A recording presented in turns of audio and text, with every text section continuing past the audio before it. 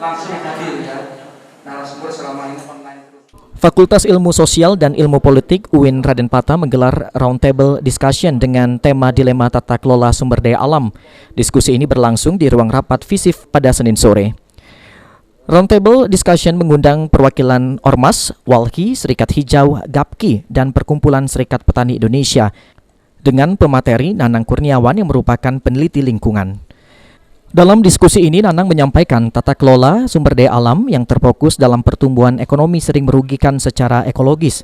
Tetapi kalau tidak melakukan eksploitasi sumber daya alam, juga kadangkala menghasilkan masalah terutama di masa pandemi. Apalagi jika tidak memiliki basis ekonomi yang kuat, sehingga menggali potensi sumber daya alam menjadi penting.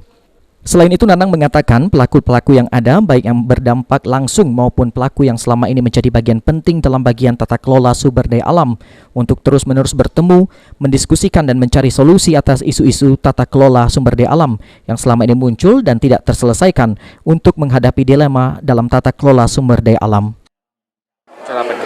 Ya, hari ini sebenarnya kita mendiskusikan tentang isu-isu yang terkait dengan soal tata kelola sumber daya alam ya.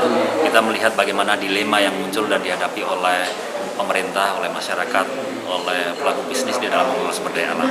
Nah, kita sedang mendorong gimana caranya supaya stakeholder, pelaku-pelaku yang selama ini terlibat dalam dan mendapatkan dampak dari tata kelola sumber daya alam ini bisa bertemu dan saling berbagi ide.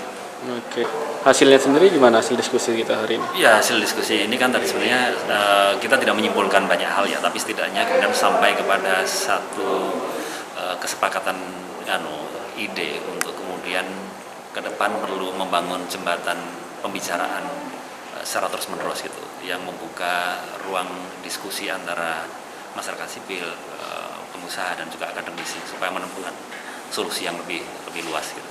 Oke Pak, izin Pak tentang permasalahan Irawan Pal TV.